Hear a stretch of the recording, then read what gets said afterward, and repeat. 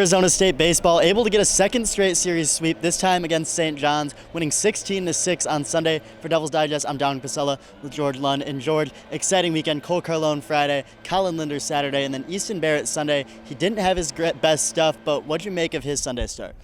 Yeah, I think there was a lot to take away from Easton Barrett's start, and Willie talked a lot in the post game that we don't know what Easton Barrett's role is going to be going forward, because he said last Sunday was going to be a one-off kind of game, and then today it was pretty much the same start as last Sunday. The walks, 10 or 11 walks through his first two starts. That's not a recipe for success, especially out of the gate. Too many base runners, too many base hits. Felt like he was trying to command the zone and hit the corners, and he just couldn't. St. John's, Omaha, both had really good eyes, I guess, or maybe his pitches just weren't tricking anybody. And I think that was kind of the takeaway, is that it's one thing to get hit around, it's one thing to be able to tweak the mechanics, and if you're wild, if you're all over the place, it's one thing to tweak that, but it really felt like a stuff sort of thing so far. So ASU will have to reevaluate what Easton's role is if he's going to be that Sunday guy. Obviously, he would have Texas A&M next Sunday, and obviously Texas A&M being a ranked team, I don't know if Easton be able to handle that. Maybe that Tuesday role, we'll look at it, what the rotation is going to look like going forward. But other than that, Linder and Cole Carlone looked great. Easton, not so sure. Jaden Alba could be the guy to take that going forward. He's coming early relief of Easton Barrett, both his Sunday starts going forward. Yeah, and you talked about Cole Carlone and Colin. They're both had 83 pitches. Carlone working in some of his best stuff, highest pitch count he's had. What did you make of him? Yeah, I thought Cole was great. Cole looked as good as he could be for making his second ever career start. Like you said, got up to 83 pitches.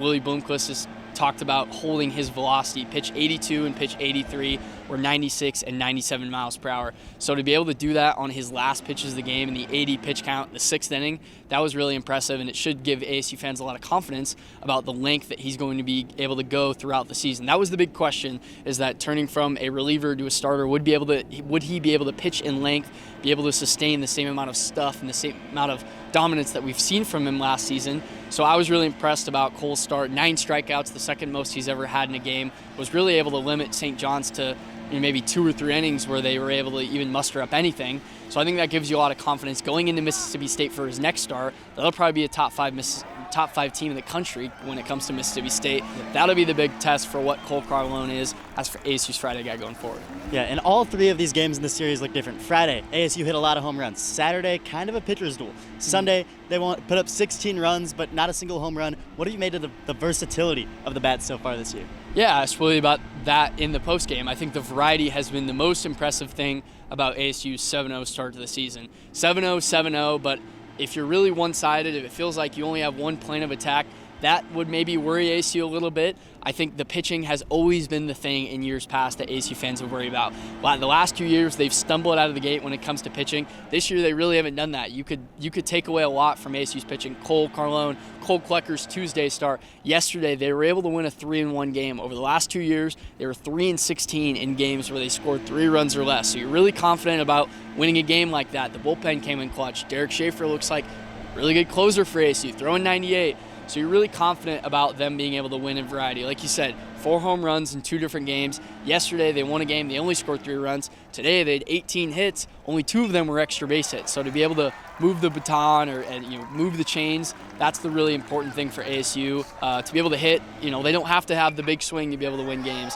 They can just move the chains and get productive hits, 2-out hits, runners in scoring position, hit and runs, bunts, whatever it is. ASU can win games that way. Their offense is really dangerous throughout the lineup. We saw a lot of guys pinch hit today. Even those guys were productive. So this lineup has a lot of versatility, ways that they can win games, the entire team. Yeah, and you talked about moving the chains. Kai McGarry came into the postgame with a chain on. Yep. Player of the game, he was wearing the big nuts, as they call it. He went 3 for 3, 2 walks, 5 plate appearances, got on base all 5 times. What did you see out of McGarry? What's working for him in his first ever ASU start? Yeah, he was pumped up in the postgame. He came in with a big smile on his face. Obviously now a sophomore, the outfielder. Came into this year with little uncertainty about what his role would be. ASU brought in a lot of different outfielders this year after losing a lot last year, and maybe he thought he'd have more of a chance, but ASU brought in so many transfers and veteran ones at that, it's been kind of hard to see him get some playing time. So he was really pumped to be able to get this opportunity, and he made the most of it. He had 3 hits today. He got on base all 5 times. He walked 2 more times. 2 of the walks were a little uncompetitive.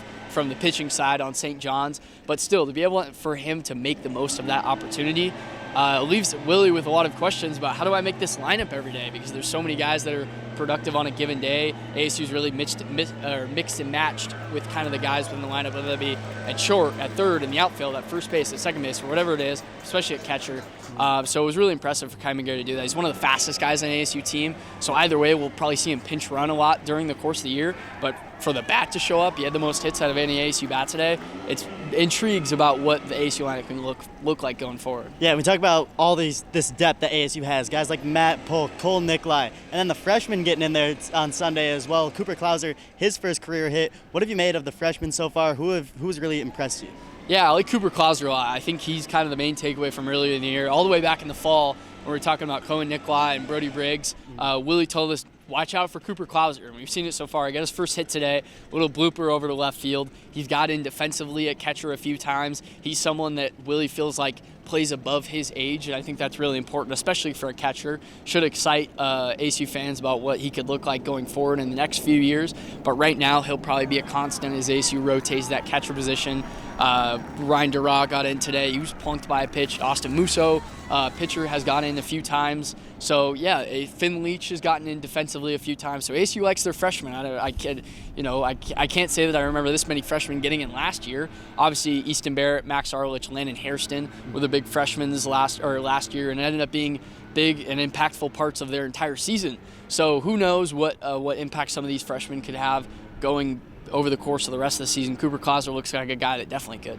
Now, looking ahead, big competitions this next week. They're in Oklahoma and then to Globe Life, but Willie wouldn't let us talk about Globe Life. He's focused on what's in Norman with the Sooners. What do you make of that Oklahoma team? Cole Klecker probably getting the Tuesday start. What are you excited for?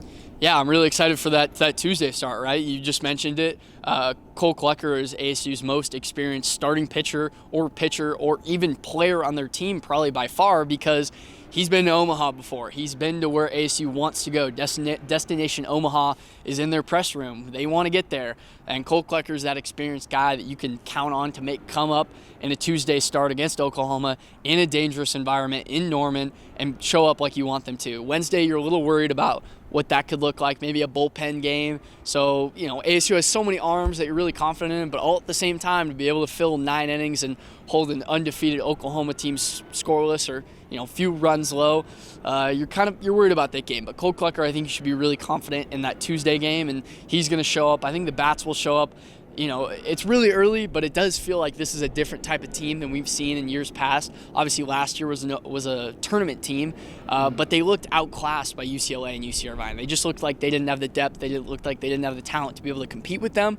So a 7-0 start is a 7-0 start. But all at the same time, 5 SEC teams. ASU is 1-5 since 2021 against SEC teams. That's kind of been the thing in Willie's tenure, is that they haven't been able to handle higher competition. And ASU really challenges themselves in this early slate by going on this road trip and in this tournament against these SEC teams. So we'll have to see what ASU's made of. I'm really confident for that Tuesday start. Wednesday, we'll have to see. Yeah, definitely facing a gauntlet going forward. And for Devil's Digest, I'm Don Pasella with George Lunn. And thank you to our sponsors at Burrito Express and Santan Ford.